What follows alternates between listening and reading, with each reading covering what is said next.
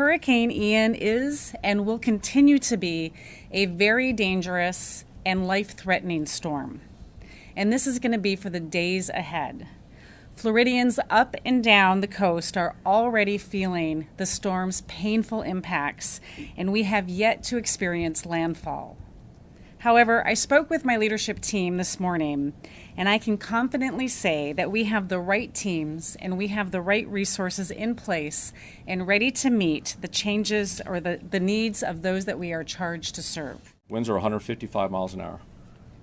Category 4 storm. The radii, hurricane force winds go out 35 miles from the center. It's so important not to just focus on that center line, right? It's big.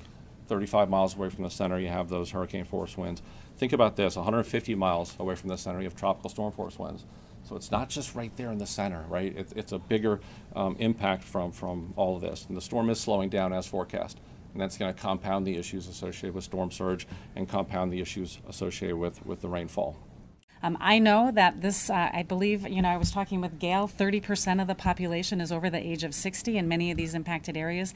We know that that's going to be a significant concern. When I talked to Governor DeSantis on Friday and asked him what his concerns were, that was one of his concerns. I think that's why we've put in place this really robust search and rescue capability across the federal government to complement the amazing efforts that the state already has in place through their own urban search and rescue teams and the National Guard, because we know we're going to have to get out there and check and make sure that everybody is okay.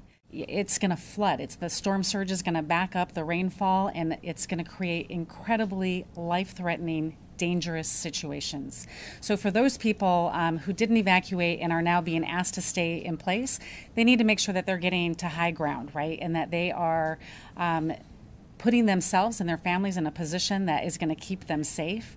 For those that are still being asked to evacuate, take them seriously. Evacuate and get out of harm's way.